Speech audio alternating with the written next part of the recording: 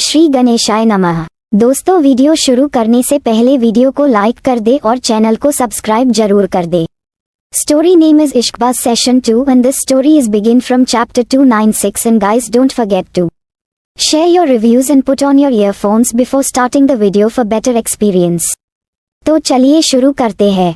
चाहे मेरे अगेन मेरे पापा ही क्यों न खड़े हो, तुम एक बार मेरी हो जाओ, उसके बाद दुनिया की कोई भी ताकत हमें अलग नहीं कर पाएगी, चाहे वह मेरे डैड ही क्यों ना हो, क्योंकि युवान खन्ना की वाइफ के ऊपर नजर डालने की हिम्मत दुनिया में किसी की नहीं है। मैं तुम्हें सिर्फ प्रोटेक्शन ही नहीं बल्कि वह सब दूंगा जो तुम्हें चाहिए, आई प्रॉमिस, लेकिन इसके लिए तुम्हें मुझसे शादी करनी पड़ेगी। तो बोलो, क्या तुम मुझसे शादी करोगी? क्या तुम मेरी बनोगी? कहते हुए युवान अपनी आंखों में कुछ पागलपन और जुनून लिए उसकी आंखों में देखने लगा और आशी अपनी गली आंखों से बड़ी ही मासूमियत के साथ उसे देखने लगी। इसके साथ ही आशी के दिल में युवान और विवान खन्ना के लिए जो नफरत थी वह एक बार फिर बदले की ज्वाला बनकर दहकने लगी थी। लेकिन आशी मासूमियत का नकाब पहने अब तक उसे अपनी टिमटिमाती आंखों से देख रही थी। अब आशी जैसे ही कुछ कहने वाली थी कि तभी अचानक ही युवान को किसी की कॉल आई। युवान ने पहले जो फोन कॉल इग्नोर किया, लेकिन दोबारा कॉल आने पर उसने फ्रस्ट्रेटेड होकर फोन पर फ्लैश हो रहे नंबर को देखा तो उसने एक ठंडी सांस लेकर आशी की तरफ देखते हुए कहा, क्यूटी पाई, देखो मुझे किसी जरूरी काम से जाना है, जब मैं वापस आऊं तो मुझे तुम्हारा जवाब हाँ में चाहिए, क्योंकि इसके अलावा तुम्हारे पास कोई और रास्ता नहीं है। प्यार से मना रहा हूँ, मान जाना, क्योंकि तुम अच्छे से जानती हो मुझे अपनी बात मनवाना बहुत अच्छे से आता है और मेरा दूसरा तरीका शायद तुम्हें पसंद ना आए। मैं चलता हूँ, ओके, कहकर युवान धीरे से आशी के माथे पर किस करने के लिए कि तभी आशी ने तुरंत अपना चेहरा पीछे खींच लिया और अपने चेहरे को दूसरी तरफ करते हुए कहा, मैं अभी अपना फैसला लिया नहीं है युवान। और आशी की बात को सुनकर युवान को उस पर बहुत गुस्सा आने लगा था। वह दांत पीसते हुए जैसे ही आशी की तरफ बढ़ा कि तभी उसका फोन एक बार फिर जोर जोर से रिंग करने लगा और इस बार वह ना चाहते हुए भी गुस्से से गुर्राते हुए वहां से चला गया। उसके जाने के बाद आशी दिल ही दिल में तड़प उठी। वह पीलो को अपने सीने से लगाकर रोते हुए बिस्तर पर पेट के बल लेट गई और अपने हाथ पैर पटकते हुए अपने आप से बोली, आखिर क्या हो गया है मुझे? मैं यही तो चाहती थी कि वह मेरे प्यार में पागल हो जाए ताकि मैं उसे जरिया बनाकर उसके बाप के खिलाफ खड़ा कर सकूं, लेकिन मैं ऐसा कर क्यों नहीं पा रही? मुझे बुरा क्यों लग रहा है जब मैंने साइको का दिल तोड़ दिया है और उसके दिल से निकल चुकी हूँ तो मुझे अपने दिल में तकलीफ क्यों हो रही है? मेरे कदम डगमगा क्यों रहे हैं? मुझे ऐसा क्यों लग रहा है कि मैं गलत हूँ? ये तो मेरा बदला है ना, इसे पूरा करने के लिए तो मुझे किसी भी हद तक गुजर जाना था। तो आज मैं कमजोर क्यों हो रही हूँ? मुझे साइको की इतनी याद क्यों आ रही है? मेरा दिल तड़प क्यों रहा है? इतना कहते हुए आशी बहुत जोर जोर से रो रही थी। दोपहर का वक्त आशी बाथरूम से फ्रेश होकर अपने बदन पर टॉवल लपेटे बाहर निकली। अब वह क्लोजेस्ट रूम की तरफ अपने कदम बढ़ाने लगी कि तभी अचानक उसे महसूस हुआ जिसे कोई उसे देख रहा है। यह महसूस होते ही आशी ने अपनी नज़र कमरे में इधर उधर पर उसे कोई नजर नहीं आया, लेकिन तभी उसकी नज़र कैमरे के कोने पर छत की तरफ गई और वहां का नज़ारा देखकर वह हैरान रह गई, क्योंकि वहां एक कैमरा लगा हुआ था और इस कैमरे को देखकर वह समझ चुकी थी कि युवान उस पर नजर रख रहा है। तभी उसकी नजर अपनी हालत पर गई और वह जल्दी से क्लोज इट रूम के अंदर दौड़ गई। अंदर आने के बाद आशी को बहुत गुस्सा आ रहा था। उसने अपनी नजर क्लोज इट रूम की तरफ वह चारों तरफ देखने लगी तो वह ये देखकर और भी ज्यादा गुस्सा होने लगी, क्योंकि क्लोजेस्ट रूम में भी कैमरा लगा हुआ था। ये देखकर तो आशी का खून खौल रहा था। उसे समझ में आ गया था युवान को उस पर भरोसा नहीं है। अब से यह घबराहट हो रही थी कि कहीं बाथरूम में भी तो कैमरे नहीं लगे। वह जल्दी से कुछ कपड़े लेकर बाथरूम की तरफ थोड़ी तो यहाँ आकर वह थोड़ी रिलैक्स हुई, क्योंकि कैमरा बाथरूम में नहीं था।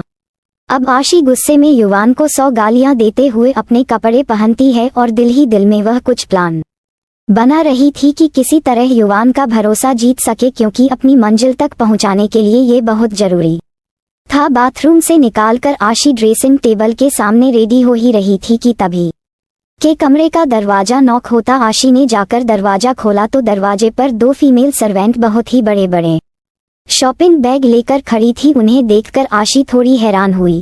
वह फीमेल सर्वेंट वह शॉपिंग बैग लिए हुए कैमरे के अंदर दाखिल हुई और वह सभी बैग बेड पर रखते हुए बोली, मैडम यह आपकी ज्वेलरी और कॉस्ट्यूम है, कल सुबह आपकी शादी है तो प्रिंस ने कहा है यह आपको दे दूं, आप इसकी फिटिंग चेक कर लीजिए ताकि अगर कोई प्रॉब्लम हो तो ठीक हो सके, हम लोग चलते हैं। फीमेल सर्वेंट की बात सुनकर आशी को बहुत गुस्सा आ रहा था, यानी वह समझ चुकी थी युवान शादी करने की पूरी तैयारी में है, लेकिन आशी इस तरह अपना गुस्सा दिखा नहीं सकती थी, इसलिए उसने बड़ी ही मासूम सा चेहरा बनाते हुए कहा, अच्छा सुनो, मैं यहाँ कमरे में पड़ी पड़ी बोर हो गई हूँ, मुझे थोड़ा बाहर घूमना है। आशी की बात सुनकर फीमेल सर्वेंट एक दूसरे का चेहरा देखने लगी। आशी को लग रहा था कि वह लोग उसे बाहर नहीं ले जाएंगे, लेकिन वह अगले ही पल हैरान थी जब वह फीमेल सर्वेंट ने मुस्कुराते हुए कहा, ओके मैडम, प्रिंस ने कहा है आपकी हर डिमांड पूरी करनी है, आप हमारे साथ चलिए। अब आशी एक ठंडी सांस लेकर उन दोनों फीमेल सर्वेंट के साथ उनके पीछे पीछे घूमने के लिए निकल गई। दरअसल वह इस जगह को देखना चाहती थी ताकि जरूरत पड़ने पर उसे काम आ सके। आशी ने देखा वह बहुत ही खूबसूरत से विला में है, जो कि कांच से बना हुआ बहुत ही खूबसूरत इमारत थी, बिल्कुल किसी 5 स्टार होटल या रिजॉर्ट की तरह। आसपास बहुत ही हरियाली और खूबसूरती। अब वह पूरे एरिया में घूमते हुए अचानक टेरेस पर आई और अगले ही पल उसकी आंखें हैरानी से बड़ी हो गई, क्योंकि आशी इस वक्त एक आइलैंड पर थी, उसके चारों तरफ गहरा नीला समुद्र। इस कांच के होटल को चारों तरफ से कुछ मिलिट्री के कपड़ों की तरह लेपर्ड प्रिंट वाले कॉस्ट्यूम पहने हुए हथियारबंद गार्ड ने घेर रखा था, जो कि गिनती में बहुत ज्यादा थे। इसके अलावा यहाँ कुछ फीमेल सर्वेंट थी जिन्होंने 1 piece short knee length dress पहन रखी थी, बिल्कुल फॉर्मल व्हाइट और ब्लैक के कॉम्बिनेशन में। बालों का जोड़ा जिसमें नेट लगा हुआ था वह कहीं की एयर होस्टेस की तरह लग रही थी। इस एरिया को देखकर आशी पूरी तरह हैरान थी। अब उसने पास में फीमेल सर्वेंट से पूछा, ये तो समुद्र रहे हैं, यानी कि हम लोग किसी आइलैंड पर हैं, लेकिन यहाँ आने जाने का रास्ता कैसे है? और यह सुनकर फीमेल सर्वेंट मुस्कुराते हुए जवाब दिया, मैडम यहाँ आने जाने का कोई रास्ता नहीं है, यहाँ सिर्फ एक हेलीपैड है जिसके जरिए यहाँ आया जा सकता है। प्रिंस भी हेलीकॉप्टर के जरिए ही यहाँ आते हैं और उनके अलावा यहाँ कोई नहीं आ सकता। अब फीमेल सर्वेंट की बात सुनकर आशी पूरी तरह परेशान हो गई। वह समझ चुकी थी कि वह आप बुरी तरह फंस चुकी है और अब युवान खन्ना उससे शादी करके रहेगा। आशी चाहकर भी यहाँ से भाग नहीं सकती। अब ना जाने क्यों उसके दिल में एक अलग ही घबराहट हो रही थी। वहीं दूसरी तरफ युवान खन्ना आशी से कोसों दूर एक बड़े से डार्क प्लेस पर बैठे हुए अपने लैपटॉप पर आशी को ही लाइव देख रहा था। आशी की चेहरे पर परेशानी और घबराहट भरे एक्सप्रेशन को देखकर युवान खन्ना अपने चेहरे पर तिरछी मुस्कान लिए बोला, चू चू चू चू क्यूटी पाई, तुम यहाँ आ तो गई हो, लेकिन यहाँ से जाने का ख्वाब तुम भूल ही जाओ। बहुत घुमाया है तुमने अपने पीछे मुझे और अब तुम मेरे पंजों से आज़ाद नहीं हो सकती। अब तुम्हारी सांसें भी मेरे हुक्म पर चलेगी। तुम्हें मेरा होना होगा, क्योंकि तुम्हें अपना बनाने के बाद ही मुझे वह हासिल होगा, मेरा बदला और मेरा सुकून। So enjoy your present my love.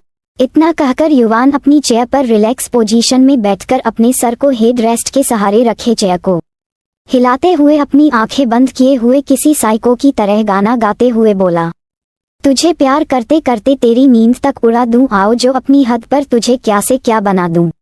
हा हा हा हा हा क्यूटी पाई, बस सुबह का इंतजार है, उसके बाद तुम मेरी और सिर्फ मेरी।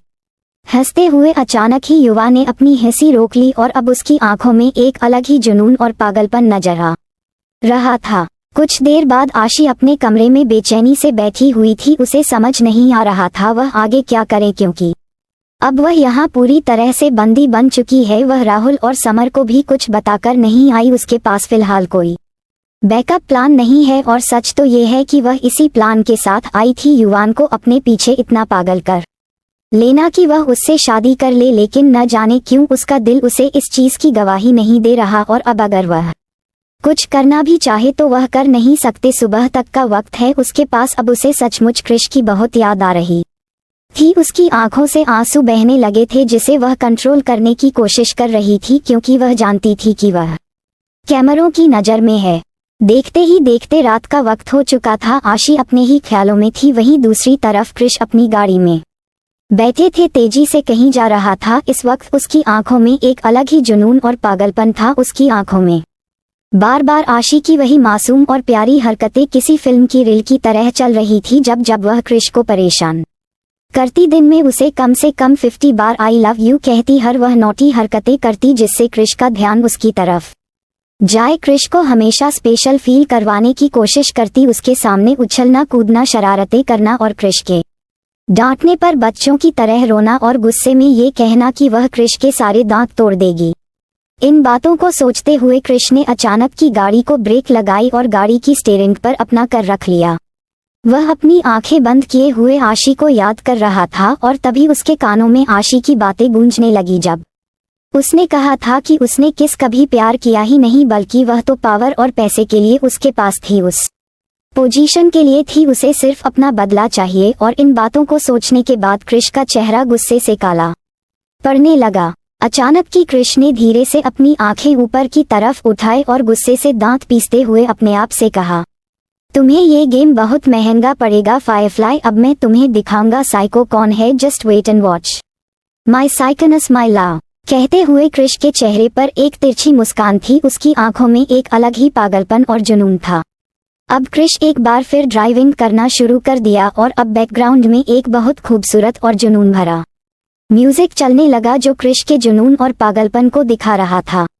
मेरी किस्मत के हर एक पन्ने पे, मेरे जीते जी बाद मरने के, मेरे हर एक कल हर एक लम्हे में तू लिख दे मेरा उसे, हर कहानी में सारे किस्सों में, दिल की दुनिया के सच्चे रिश्तों में, जिंदगानी के सारे हिस्सों में तू लिख दे मेरा उसे। क्रिश काफी तेजी से गाड़ी चलाते हुए फोन पर किसी को कुछ इंस्ट्रक्शन देता है, जिसके बाद राका अपनी टीम के साथ कहीं के लिए निकल गया और इस बार समर भी उनकी टीम के साथ था। ए खुदा जब बना उसका ही बना, ए खुदा जब बना उसका ही बना, उसका हूँ उसमें हूँ उसे हूँ, उसी का रहने दे, मैं तो प्यासा हूँ है दरिया, वो जरिया वो जीने का मेरे।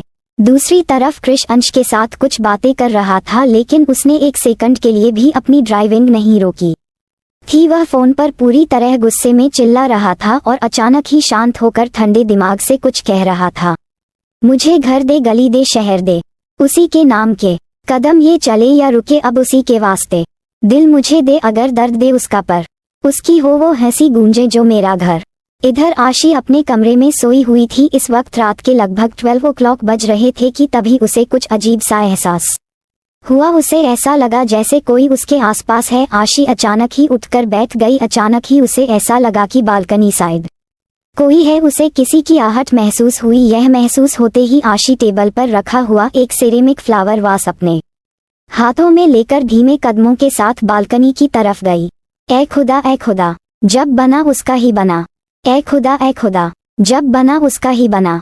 आशी के चेहरे पर हल्के घबराहट भरे एक्सप्रेशन थे, क्योंकि न जाने क्यों उसे आसपास का एटमॉस्फेयर अचानक कि ठंडा महसूस हो रहा था। आशी ने धीरे से पर्दा हटाकर देखा तो बालकनी में कोई नहीं था, शायद समुद्र किनारे यह विला होने के कारण ठंडी हवा के झोंके से आशी को ऐसा एहसास हुआ होगा। आपको एक ठंडी सांस लेकर रिलैक्स हो गई। वह वापस अपने कमरे की तरफ जाने लगे कि तभी उसे एहसास हुआ कि कोई उसके पीछे खड़ा है और वह इस प्रेजेंस को काफी अच्छे से महसूस कर चुकी थी, जिसे महसूस करते ही उसके हाथ पैर कांपने लगे, उसके माथे से पसीना बहने लगा और उसने धीरे से पलटकर पीछे की तरफ देखा तो अपने सामने खड़ी एक बहुत ही खतरनाक और रुबाबदार पर्सनैलिटी को देखकर उसकी हवाइयां उड़ गई, क्योंकि वह पर्सनैलिटी उसे अपने गुस्से भरी नीली आंखें जो कि इस वक्त लाल हो चुकी थी, हाथों की मुट्ठियां कसी हुई थी जिनमें कुछ बैंडेज लगे हुए थे।